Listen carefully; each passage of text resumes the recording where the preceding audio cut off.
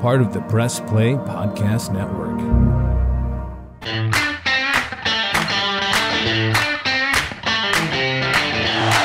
be up to the offensive line. No, Prince's going to throw for it. Got to get it off. They go for the ball game. Touchdown! Touchdown! Michael Jenkins! Holy Buckeye! Tebow straight ahead into the end zone, and the Gators have put this one on ice.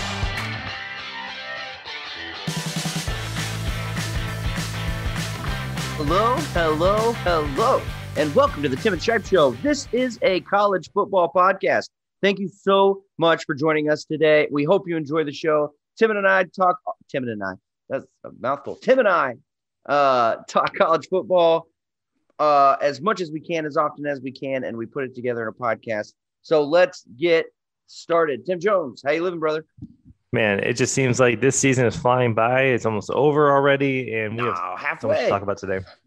We're over halfway now. We got stuff to do, man. One game over halfway, but we did miss last week, folks. We're so sorry that we weren't here last week. Tim and I just had a heck of a time getting our schedules to match up. My parents were in town. It was just a crazy busy week, so we weren't able to get an episode out last week. Please forgive us. We hope that to make it up to you this week with a really, really great show. So Tim, we missed last week, and so we didn't really get a chance to dive into the Gator loss to LSU. Really hard loss. Is it more difficult than the Kentucky loss? Oh, for sure. Yeah. I mean, the Kentucky loss, Kentucky's a pretty good team. Yeah. This year they're playing well. This game hurts. I mean, just seeing again, LSU, they seem to play hard against us, even when they're not a great team the last couple of years. Yeah. And, for whatever reason, the way it's always been is we play this SEC West opponent every year. It's just our annual opponent from that division. And, it hurts, especially when as soon as the game is over, you find out that their coach has been bought out, like he's done. Yeah. So it's weird timing. Yeah, they're letting him work out the rest of the season. Is that right? They're letting him stay there? Yeah. So he's got the rest of the season, but, man, it's good news for you, though, because he's got Muschamp's number. I don't know what it is, but – Why do you say Mullen, not Muschamp? Why do I keep saying that? Mullins. I keep thinking. He has Mullen's number 2 years in a row. Yeah. You should be celebrating that Coach O's hitting the bricks. I'm not, because I feel like they were going to bring in somebody good, and he was not a good coach. And we've talked about that a lot. Like even when they had that one really, really good season, I think we've all seen at this point that a lot of that had to do with the coordinators that he was fortunate enough to bring in, and he had some personal stuff going on. It was a weird situation, but overall, that's going to be an interesting job. I think there's going to be a lot of people interested. So who they hire for is exciting / concerning for me. Because they could turn around real quick and be a good team again. You know what Florida should do? They should hire Coach O as their defensive coordinator. I wouldn't hate that. That dude's got to go, right? Right? Oh yeah, Granson's got to go, and I think that actually would be pretty interesting, because I think he does have potentially some recruits that he could bring with him, and so kind of get into the LSU, into the Louisiana territory, bringing some cornerbacks, all that. So I wouldn't be totally opposed to that. Yeah. Tap into that pipeline there. I think that could be a relatively good fit. Yeah. I don't know, but if it were me, I don't know if I'm messing around with defensive coordinators. I think if I'm Florida, what's it going to take for you just to scrap the whole thing? So, it's interesting, because I'm kind of connected to a lot of different groups that are Florida Gator fans, and I'm hearing so many different perspectives. You have this is who we are now, which really upsets people, because like, no, like that's just unacceptable. Like we'll never accept that. There is let's just start over and scrap the whole thing. And then there's the people who are saying, well, what else is out there? Like who else can we bring in? And I don't know if we would find somebody who's available right now. And then people are like, well, that's what it said about Remeyer. Like he wasn't, an SEC guy. Like he wasn't someone who was proven necessarily. He was in a mid-level school, and look what he did. And that's a rare find, and I understand that. Right. So there's a lot of different perspectives on it. If you look at big picture right now, Dan Mullen is ranked number 7 in a lot of experts in the hot seat rankings. Yeah. So it goes from Scott Frost, which is like, ouch, he's number 1 right now.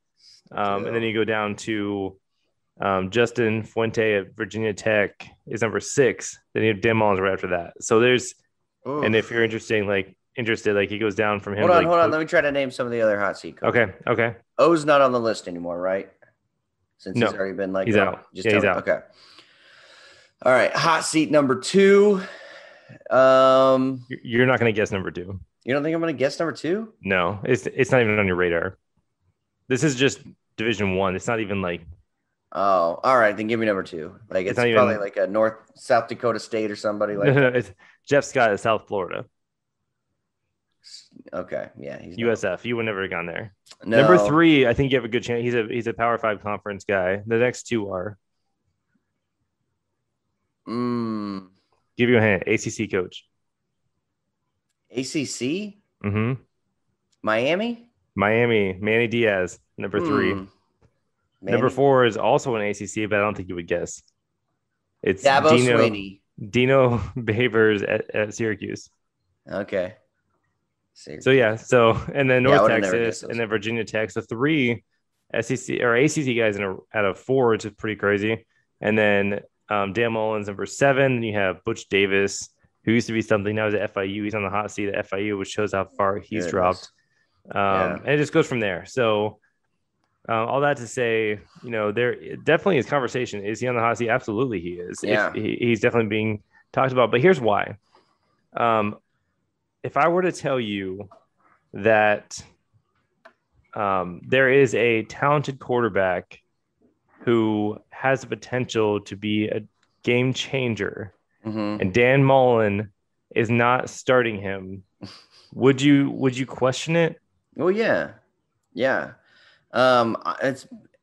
can see how that it works though. I mean, you have Caleb Williams just balling out at Oklahoma right now. You have CJ Stroud. He's a freshman doing really good things at Ohio State. You have a lot of talented young players out there, and in a lot of those situations, they're taking over for an older guy who just isn't as good, and so Dan Mullen has got to pull the trigger there, I think. And I'm surprised you don't think AR-15 will start this upcoming week, even though he came in second half. They're still splitting reps evenly. Geez. What if I told you that this conversation happened 8 years ago? 8 years ago? Literally 8 years ago. The conversation was why Dak Prescott must start against LSU. 8 years ago, Mississippi State, same exact conversation. Dak Prescott, younger guy, didn't start because Dan Mullen wanted to start the more experienced player. Wow. This is we're doing it all over again. It's just this awful cycle of bad choices. And that's the other reason why there's this hot seat conversation. Right. Well, because Felipe Franks would have stayed the starter before, before Trask. This is at least the third time that we can show for sure where the player who everyone else sees needs to be in this game. Well, I wouldn't say Trask would be, everybody knows, obviously that's a whole different situation, but third time where hindsight, we should have been doing this. And he won't do it. So between that, and then obviously Todd Grantham has to go. Yeah. And that's where, the reality is Todd Grantham has never been at any school longer than 4 years. Oh, wow. This is his 4th year in Gainesville. Wow. His contract is up at the end of the year. There is no way he's back at Florida next year. They're not going to fire him because why? They're paying him either way. So they're going to let him finish out the year. Now, what I hate about that is how that affects your recruiting. Yeah, and that Dan Mullen is kind of tied to him too. Like their fates are sealed together in this. Like, because if he can't pull it together on the defense, then you're not going to win games. You got Georgia this week, man. You're not. You might get embarrassed by Georgia if there's real possibility of that. It feels to me like Dan Mullen has given up on the season and he's just going for next year. But you might not have it next year if you don't pull it together. If we get blown out by Georgia, if we lose to freaking Florida State, which shouldn't happen. But that's worst case. We shouldn't have lost to LSU either, though. We shouldn't have lost to LSU. But Florida State, LSU was bad this year. We shouldn't have lost to LSU. If we lose to Florida State and Georgia, I think he's gone. He's out. I think that's it. We're done. Start over. Look, Dan Mullen at Florida, and I'm not trying to overreact. I'm just trying to look. It's been. I've had 2 weeks, 9 days right. to really think about this now. Dan Mullen at Florida. He's 0-2 against Nick Saban. He hasn't beaten Jimbo Fisher. He's 1-2 against Kirby Smart. He's 1-3 against Ed Orgeron. He's 2-2 against Mark Stoops in Kentucky. This is bad. This is a barely middle of the pack SEC team. Yeah. That's it's completely unacceptable. If it wasn't for his name, if let's say he had been a coach who came in and had very little, Jim McElwain had a better starting record than Dan Mullen does. Yeah. And he was out. Like, there's no way, if he didn't already have a reputation as a head coach, he would still be there today. Yeah, my vote said he goes, but then again, like you said, who's out there? Who's going to come to Florida in this? You're not going to get Luke Fickell. You're not going to get Matt Campbell. Maybe you'll get Matt. No, I don't think you will. I don't know. Who is out there that would take a flyer? I mean, you got a talented quarterback, so you could get somebody. There are people out Tom there. Herman. Oh, really? Come on. Get out of here. We don't want that. He's with the Bears right now. I looked him up the other day to see that. Is What's he? that guy up to? Yeah, he's like an offensive analyst for the Chicago Bears. AKA, I need a job. Somebody hire me soon, please. Yeah. I've heard Penn State's coach is in the running for the LSU job, by the way. James Franklin? Yeah. Good. I don't know better off if without that's a good move or I was going to say, I don't know if it's a good move or a bad move for LSU, but it's a rumor going around. I wouldn't want him at Florida. I don't think he's a decent coach, but he's not a great coach. He's in my overreactions. We'll hold tight. Man, sorry, I don't want to. Franklin. Don't no, give that's it away. Okay. Yeah. We'll hang tight on Franklin. So. All right, but yeah, that's really. I don't even need to talk about the game. We lost LSU. It was embarrassing. Yeah. Richardson needs to be the starter. He was clearly the better quarterback. He was. We played from behind. We scored enough points. We should have won the game, and we still lost because our defense played terrible because they kept doing the same thing over and over, and our defense never made an adjustment. Ugh. Period. That's they both quarterbacks threw 2 picks though, didn't they? I don't think so. I think Anthony Richardson threw 2 picks. I think I could be wrong, but I think both quarterbacks threw 2 picks.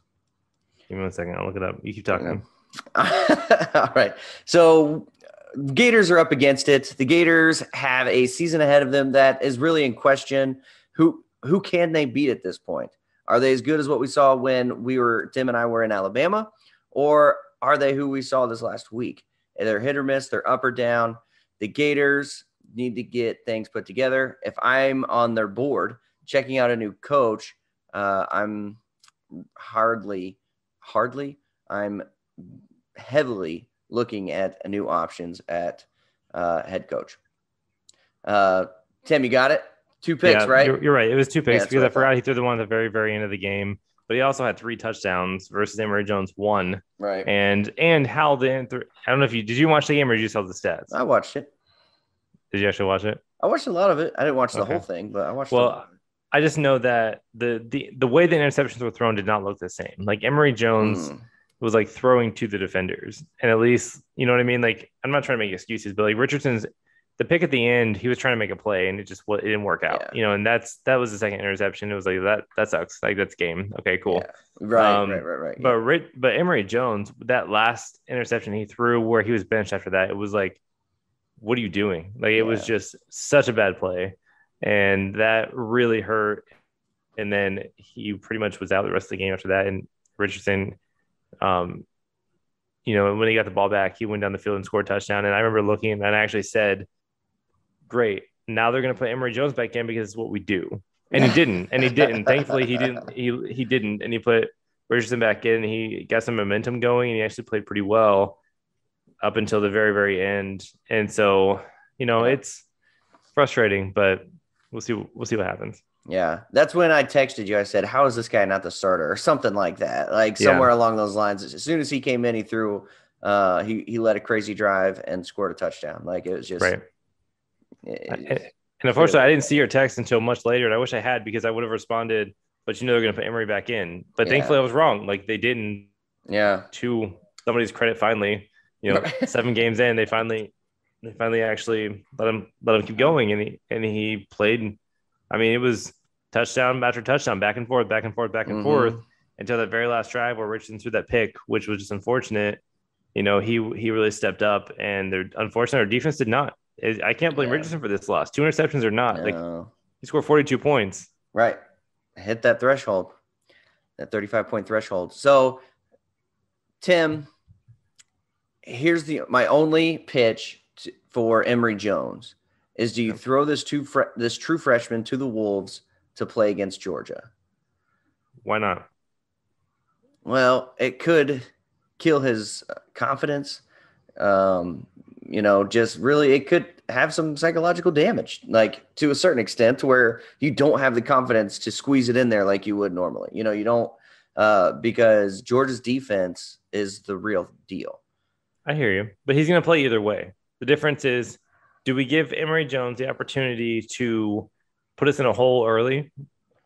You know what I mean? Like, I think that Richardson gives us the best chance to win. Yeah. I understand he's young, but he's had opportunities to play now. And he's inexperienced still. And this is the best defense we'll play all year. And I understand that. But why would you put Jones in, risk putting us in a hole like we did against LSU, and then finally play Richardson, and he has to play from behind, where there's a lot more pressure on him. The defense plays differently, and potentially that could cause a lot of problems for us. Why not give him the opportunity to show us what he has? And if it doesn't work out, it's okay. I don't think that anyone's going to blame him if we lose against Georgia. Then we're not expected to win. We're the underdogs. Right. A little less pressure on him, I think. It's more so That's true. The opportunity to say, let's come from behind. Let's show them we can win this game. Kind of maybe, I guess, do what LSU did against Florida. And who knows? Who knows what happens? I would love it. Except that just opens the door for Bama to get in. And Bama's, I think actually, I would say less, because Bama will still play Georgia in the conference championship. That's true, and it won't look as good. Yeah, I like that. But they'll find a reason to put both of them in, regardless. I don't know if they want to do that again. We'll see. No, I don't think it was great for ratings. No, not at all. Not at all. Like Georgia, Alabama, LSU, Alabama, those games don't turn out well for ratings. Yeah, that's true. All right, so we'll get to the score prediction and our picks against the spread. But Tim, what is the fate of Florida this week? What does Florida have to do to beat Georgia? And what does Georgia have to do to lose? Because I think that's going to be part of it too. To win, our defense has to play a lot better. I think that Georgia's offense can be vulnerable as long as we don't allow Georgia's defense to score a lot of points. Yeah. If Georgia's defense isn't getting the quick turnovers, if they're not scoring points, most importantly, but if we have good field position throughout the game, then I think we can play. Their offense can be vulnerable. Yeah. And if our defense plays well, then we can control the score. Then we have a shot. If the defense is getting interceptions or fumbles and they're scoring points off of that, we're done. Yeah. If we're giving them great field position time after time, where we're getting 3 and outs or they're getting turnovers, we're done. Yeah. That's our only chance. Is we have to be able to get good field position. We have to stop them from having great field position, and then our defense has to step up. Yeah. Yeah, I think it's all on the shoulders of your defense, because Florida is going to live and die by their defense this season. They're going to go as far as their defense can take them. That's what because if your defense plays the way it did against LSU, you may see another 2 losses this season, like at least. And man, that's rough. Anyway, all right. I don't think we will. I think we'll lose to Georgia potentially, but the rest of the way we should win out. You think you'll win out? The rest of our games, there's no excuse for losing another game. Our opponents are weak.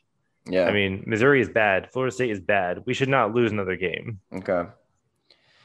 Ooh, I'm rooting for you, Tim. I wouldn't mind to see Georgia go down, but let's talk Buckeyes. Are you anything you want to add? I mean, it's the game of the week this week. Well, not really. No, it's not. Since Florida lost it, it's definitely not the game of the week, but it's a big game for Florida. Huge. Yeah, you guys need it big time. Well, and for Georgia knows this game is a potential upset game. They're not going to be taking this lightly. Yeah. It's a neutral site game. Georgia still has to play well, and they understand that. They're not coming in here just assuming they're going to win this game. It never happens that way. Mm. Yeah, I'll wait for the spread, but I think you're going to get smoked. Maybe not by the spread. They put the spread for most Georgia games around 23 points. So I might not pick them against the spread, but I think it's going to be a long Saturday for you. I'm hoping I'm wrong because I'm rooting for them. Anyway, Buckeyes looking really good, Tim. They came off the bye week looking just absolutely dominant. 30 points in the second quarter, 44-7 at half. Our offense is cruising. The defense, again, Ohio State's going to go as far as their defense will take them because it's going to be they're going to face good offenses this year eventually. We're not going to be able to cruise through every game like we have the last 4 or 5, and the defense still really is unproven. So, but I think they seem to be gelling, coming together, and there's a lot of teams who didn't hold Indiana to just 7 points. So their defense is good enough. Yeah. That's really all I have. They've done the same thing for the last 4 weeks in a row. Yeah. Stroud is throwing the ball. Have you seen some of his throws? Yeah, he's great. Dude, he's great. He couldn't hand it to him better 30 yards down the field. I mean, it is just boop right there in their lap. Like he also has like 10 minutes to throw the ball. That's part of it too. He has a lot of time to throw the ball, and he has really good wide receivers. Yeah, true. Both of those things are very big factors, though. Yeah. Now we've talked about this. This is the 4th week in a row, like you said. Also, this is the 5th week in a row. They've played really bad teams, and Indiana's a bad team. Don't try to tell me how Indiana's not a bad team. I'm going to tell you how they're 2-5. They're 2-5. Okay, but look at their margin of loss. They beat Idaho. That's one of their 2 wins. They don't lose by a lot. Their second win was Western Kentucky. We can keep going if you want. Go through their losses. Hit me, because I was trying to pull it up. It was 34-6. They lost to Iowa. 34-6. Okay. So yeah, they lost 38-24 against Cincinnati. Probably their best loss of the season. Yeah, and they were winning in that game. They lost 24-0 to Penn State. So yeah, I love how you're like, yeah, look at their losses. They're great losses. The only good loss they had was 20-15 against Michigan State.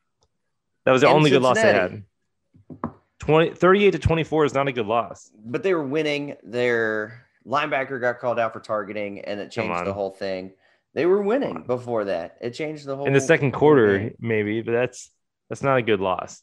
24-0, 34-6. These aren't good losses. They're only wins. They beat Idaho and they beat Western Kentucky. All right. Not good losses. This is not a good team. You can argue however you want. These are not good. This is not a good team. 2-5. All right. Well, anyway, maybe they're not a good team. I'll give you that. But Ohio State is still putting up 54 points. I'm not arguing that. This is a good win for Ohio State. Ohio State looks not making really it a good team. That's all I'm trying to say. I think Ohio State is going to win big next week too. I don't think Penn State is what people think they are. I agree. I think the next 3 games are going to be big wins. Yeah. I don't think there's going to be anybody to stand in their way until the playoffs. Like, I think they're just going to. I think they're going to blow out Penn State, Nebraska, and Purdue. Yes. Purdue already won their championship of the year last week. That was their beating Iowa. That was their championship. Yeah, I texted my friend Max after Penn State lost to Illinois, and I just said, "Can the Big Ten do anything right now? Like, they just keep making themselves look stupid, and it's really frustrating." Yeah, and unfortunately for you, Michigan and Michigan State play each other this weekend, so one of those 2 teams is going to look worse than they do right now, right? Because they're both undefeated. Obviously, one of them has to lose, so it's going to hurt. Right. It just all that's happening right now is they cannibalizing. Exactly. So one of those teams looks worse. Yeah, I don't know if after the game, if it's close, the perspective will be, if it's close, they'll drop 2 spots. The perspective will be 2 good teams, went head to head, and somebody had to lose. Yeah. So I'll give you that. Yeah. So that's all I really have. Ohio State doing everything they should. CJ Stroud's looking amazing. Whatever that week off that he took did miracles for his shoulders, confidence, or whatever. Because ever since he's come back from that week off against when we played Akron, he's just been lighting it up. and just defense is looking good, man. Right now we got a lot of young players who seem to be putting it all together. So go Bucks. All right. Let's get to our overreactions because I've kind of been chomping at the bit. Our weekend rewind, over, done. Let's get to our overreactions. I'll start. Go ahead. So I have that I would put Dabo Swinney or Brett Venables on the hot seat for Clemson. 3 losses. I'm probably leaning towards Venables. Did I pronounce that right? Yeah, Brett Venables. Yep. And because I think that people are onto him. He was shown to be stealing signs. That was the whole thing, that he was stealing signs. And I think that other teams are onto it. They're huddling, and he can't figure it out. I don't think he's as good, and he's the highest paid defensive coordinator, I think, in the country, if not the highest paid, one of the highest paid. So I think Brett Venables needs to go. Hot seat. Wow. I think that's a little premature. I think they're going to give him one more year. But if things continue, then absolutely. But the biggest thing with Clemson right now is that they can't score points. So I think he gets a break on that. And I think they're going to say, we missed on this quarterback for the first time in a decade, basically. Yeah. You know, he was highly recruited. He was number 1, wasn't he? Oh, yeah. He was number 1 quarterback in the class. Yeah. Right. But they've had good quarterback and then good quarterback and then good quarterback. Like they just seem to like get better and better and better. And this time it was a miss. You know, for whatever reason, it just wasn't there for them. So I think there's a lot of excuses for why this team is struggling. And I don't think anyone's going to actually be no major players in that team, or by players will be coaches, obviously, are going to be cut from this situation. And they're going to give them at least one more year. Man, talk about a crazy transfer portal that's going to be happening this offseason. I mean, you could have Emory Jones. You could have DJ Ungulula. You could have Spencer Rattler. You're to his brother. To his brother, whatever his name is. And from Maryland? Yeah. He won't be on there, will he? Don't be surprised. Don't be surprised if he's like, I'm tired of losing. I want to win. Maybe. Yeah. Probably you might have, if CJ Stroud wins the Heisman, like I think he's going to, you might have Quinn Ewers, the early guy who came in, like, because I don't see him beating out Stroud if Stroud wins the Heisman. Yeah. Jack Miller, Kyle McCord from Ohio. You could have potentially 2 or 3 just from Ohio State. It is going to be a crazy offseason for this transfer portal. Are there even enough good teams out there who need quarterbacks right now? I don't know. It's hard to say. Maybe they'll go to a school that says we're one good quarterback away from being contenders. Who knows? Cincinnati could probably use a quarterback. Who knows? After this year, sure. Yeah. Anyway, so a lot of teams, a lot of players going into the transfer portal, it seems. A lot of busts. Yeah, or maybe this needs to change its pace. Maybe they had all the potential, but it just didn't work out. Maybe going somewhere else will make a difference. Who knows? Hopefully, for some of them. Who want them all to succeed unless they're playing Ohio State. Yeah. All right. Well, my first overreaction is that Michigan and Michigan State are at least unproven at this point. Yeah. They're both top 10 teams, but I would argue that both of those teams have the weakest Big Ten schedule coming into this week. Yeah, it's the most overrated top 10 game in the history of top 10 games. Neither of these teams, I think, are top 10. I agree. Like the combined, I think the toughest game they've had this year in conference, I should say, is probably Indiana. And we just talked about them. Like they've played Nebraska. We have Rutgers. We have Indiana. It's just not. Nebraska's getting better. Don't sleep on Nebraska. They're going to upset somebody this year. They may, but they're still 2-3. They're not a good team right now. Yeah. Sorry. So I'm looking at this team and these teams, I should say, and they're just not. They're not a good team. They're not. Sorry, Nebraska 3-5. I was meant to say 3-5. I think I said that wrong. Yeah. So they have not played. Sorry, they're not proven. These two teams are not proven. Michigan and Michigan State combined, the best total win across the board is Michigan State beating Miami and blowing them out. Yeah. And Miami's a bad team, but we didn't know that at that point, and that was a big win. Big win, quote unquote. Outside of that, Big Ten conference games, nothing to be impressed about. They have had the easiest Big Ten schedule of anyone Yeah. So that's why I'm saying unproven teams, these two. Oh, I'm with you. I'm totally with you. I think they're both overrated. By the end of the season, my hope is that they're still top 10, but I don't think they will be. One of these teams is going to have at least 2 losses. I can tell you that. Oh, man. Okay, my number 2 overreaction. Penn State is exactly who I thought they were at the beginning of the season. They're not a good team. James Franklin is showing his true colors again, that when it's time for him to put together a good play, when it counts, he cannot.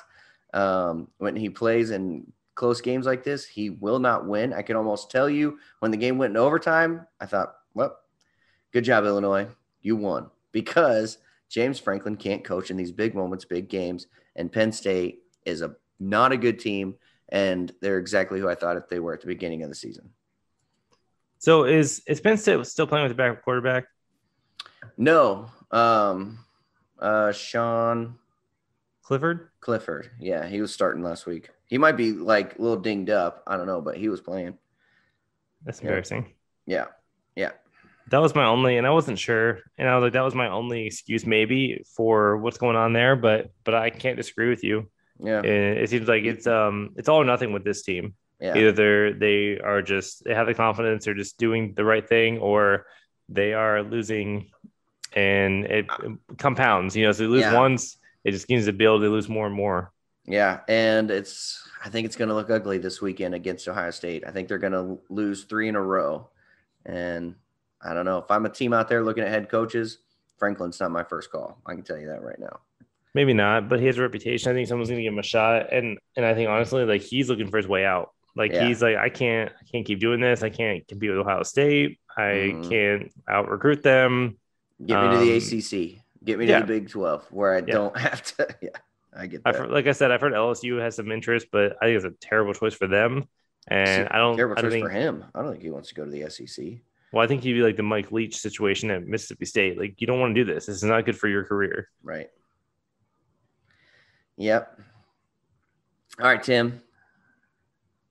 Any more overreactions? Yeah, my reaction number 2 overreaction is that Wake Forest this year is what the ACC has been for the last decade. They are undefeated, but they haven't played anyone. Right. And it's been Clemson, it's been Florida State, whoever it is, and pretty much it's been Clemson, to be honest. But yeah, they are undefeated in their conference, where their conference is so bad. Mm-hmm. But again, talk about who have you played. They have not beaten a single ranked team this year. Right. Not one. Yeah. The best team they played this year is Louisville, maybe. Who'd they go blow for blow for last week? Army. Yeah, they went. It was Army lost by 14, but it was like 70-56. They scored a ton of points. Crazy. Crazy offenses. Yeah. So, but this is not a good team. Like, this is the best team in the ACC by default. Yeah. Like, if they were in another conference, they would have 2 losses. Yeah. My third is Ohio State is just as good, if not better, than Georgia. Is that an overreaction at this point? Yes, it is. I don't think it is. I think that Ohio State's defense is better than Georgia's offense, and I think that Ohio State's offense can keep pace with their defense. I really hope that we get a chance to see Georgia defense against Ohio State offense.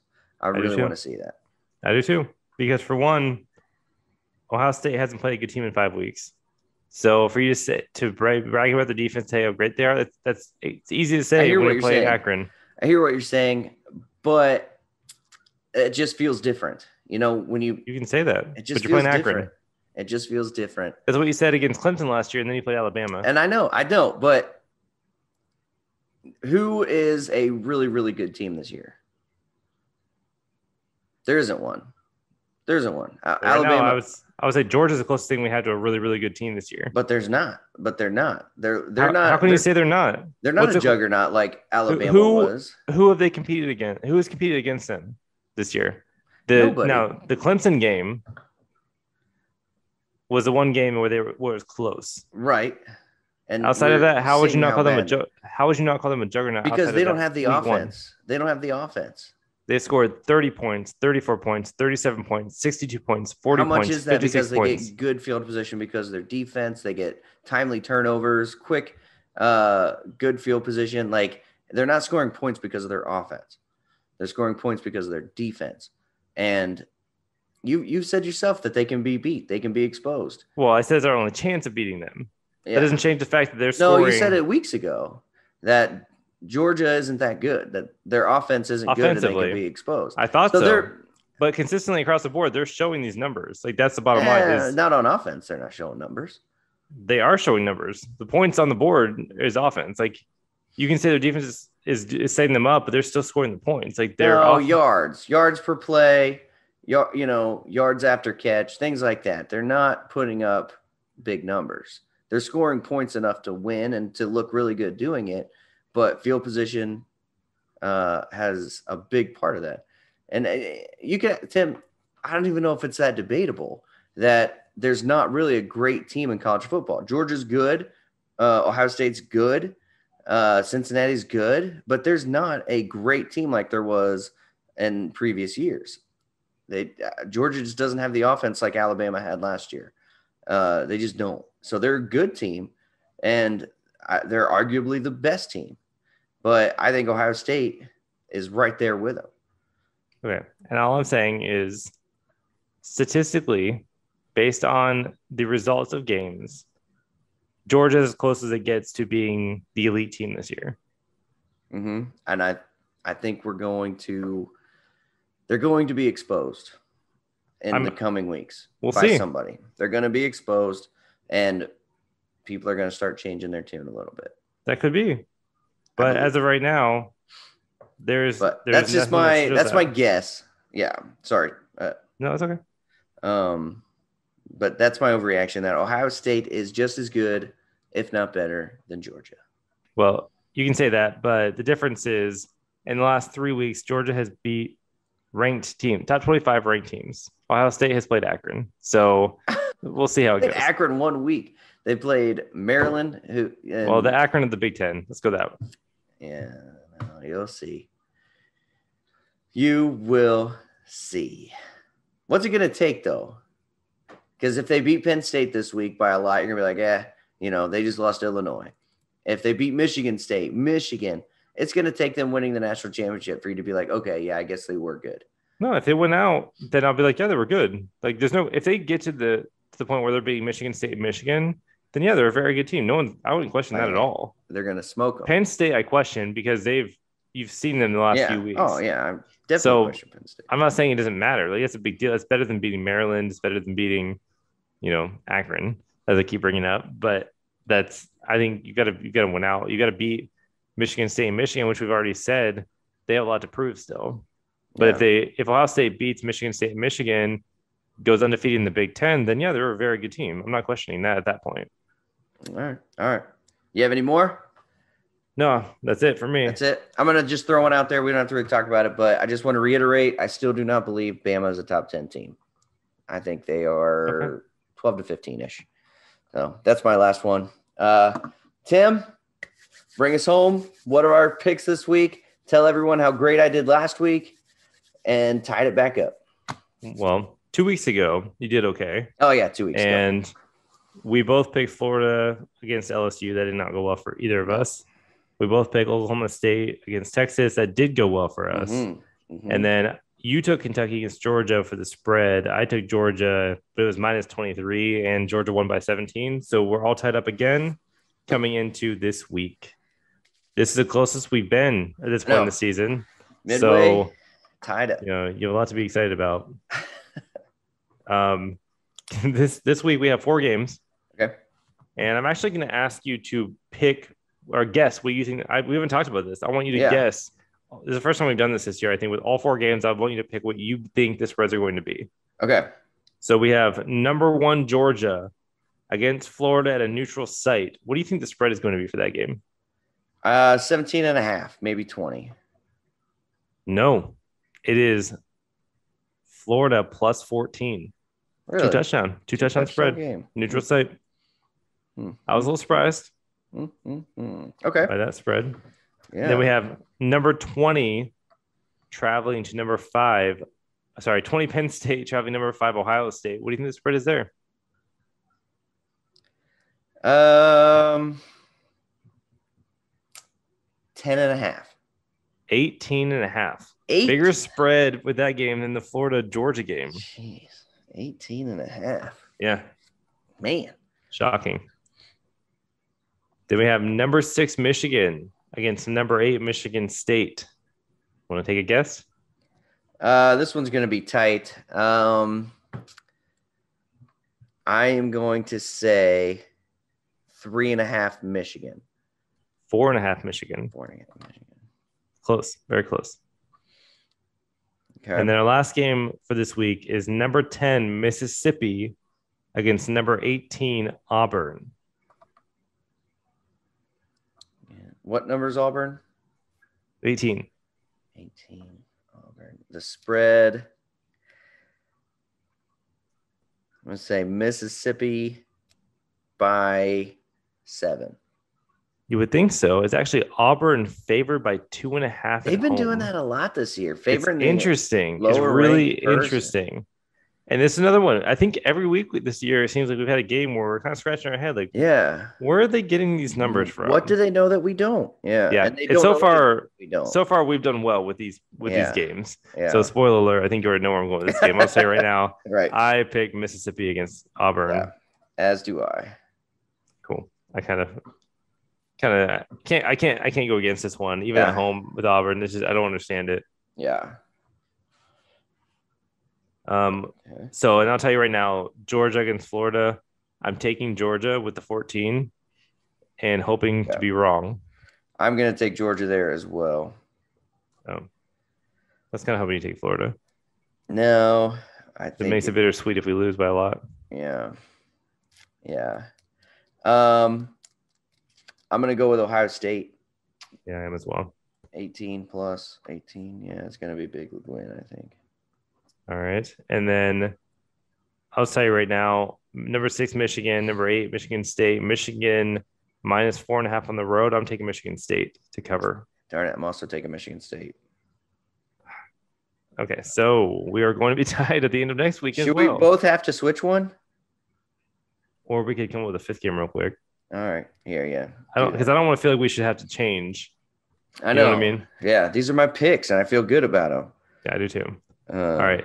You need to. All right. So next segment, top 4. This is what we're up against. Where do I put Ohio State?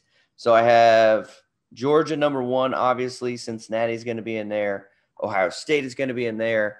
And that 4th spot is open because I don't think Bama's that good. They're going to lose in the SEC conference championship game. They have a really good quarterback. That's what I was going to talk to Tim about too is Bryce Young. I want him to be bad. But he's not. He's really good. He can throw those over-the-shoulder passes better than I think anyone in college football right now. Those over-the-shoulder into the end zone throws that we've seen highlights of. He just throws that ball really, really well. Bryce Young's a really good quarterback.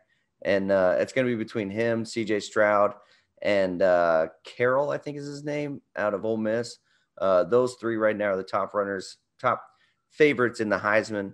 And but I think it's going to come down to Stroud and Bryce Young. Those are going to be the 2 guys that people are going to be paying attention to at the end of the year for the Heisman.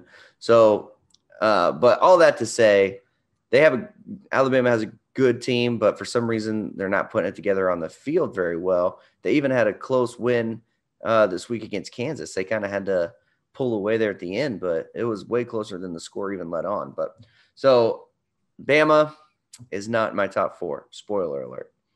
Wow. That is shocking. Yeah. Thank you for covering there for a minute so I can come with another game.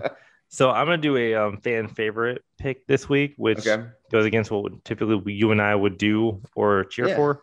So we're going to do the Notre Dame game. Oh, sure. Because they're hosting North Carolina this week. So it'll be North Carolina at Notre Dame. Okay. You want to take a guess on the spread of this game? Oh, gosh. I don't even know. I'd say Notre Dame will be favored by 2.5. Ooh, you're close, but not quite. It's actually Notre Dame 3.5. 3.5. Oh, I was thinking 3.5. Okay, Notre Dame favored by 3.5. I'm gonna go with Notre Dame on that one. Dang it! The whole point of doing this is like we're not taking the same team. But yeah, I was hoping you'd be like, "Oh, that's a pretty good spread." But yeah, I think Notre Dame's gonna win this game. All right. Well, we seem like we're just gonna agree all the way down the list, so we'll just enjoy the game, enjoy the weeks this week. Going to next week, 3-3. So, Yep. Top 4, Tim. Let's do a quick one. We've been on here talking for a while now. Okay. I still have Georgia, and then Cincinnati is my top 2. I have Georgia and Ohio State as my top 2. Homer. Yeah, a little bit, but I think they're the second best team. I'm not the only person to have them as number 2 either. Yeah, you are. Only person. Nope. Only person in the whole world. Nope. I think Klatt does too. I think Joe Klatt has them as number 2. Well, he's a homer also, And, so that doesn't mean anything. This isn't really a homer pick, but I can't even think of his name. The guy who works for Ohio State, who was a wide receiver for Ohio State, works for ESPN. Really fast. Help us out, fans. If you're listening, help me out. The guy who works for ESPN, he does his top picks. He has Ohio State at number 2 also. Oh, Ohio State foreign player would pick Ohio State. Who would have thought? But he usually doesn't. He usually Whatever. doesn't. Homer pick. Yeah. So Georgia, Cincinnati. Then I would actually go with, I'm going to say Michigan right now. Really? Right now, yeah. That's going to change next week when they lose. Yeah. But right now, I put them at number 3. And number 4 is going to be Alabama over Ohio State. I got Georgia, Ohio State, Cincinnati, Oklahoma, and Bama. Whoa. You have been saying for weeks, Oklahoma's not a top 10 team. Now you're going to put them in your top 4. Yeah. That is not cool. They struggled against Kansas, and you're going to put them in your top 4. Yeah. No, I think. Hypocrite. Yeah. I can't back it up other than the fact that I don't want Bama in there. That's the only reason you're a hypocrite. Like you Is have that been trash hypocritical? talking both of those teams all They're season both long. not good. They're both not good. Okay. I wish Who you is could less good, 3 Oklahoma or Alabama? Oklahoma. Be honest. You're right. Oklahoma. Thank you. So you flip them right now. Flip them right now. Put Alabama in number 4. No. You hate it saying it, but you and I both know that's where we are. Michigan. Okay. I can't. That's what you really want to do. As long as you're not putting Oklahoma in top 4, because that is BS. Yeah. Michigan, Bama, Oklahoma. Those 4 are interchangeable. Just mix and match wherever you want. 4 through 7, 4 through 6. Love it. All right, folks, that's all we got for you. Thanks so much for being a part of it tonight. Thanks so much for listening. Give us a like, follow, comment on Twitter, Instagram, or Facebook. Also, give us a review on iTunes or Spotify, wherever you catch your podcasts. Check us out. Again, we're part of the Press Play Podcast Network, and we'll catch you next time. And go Gators.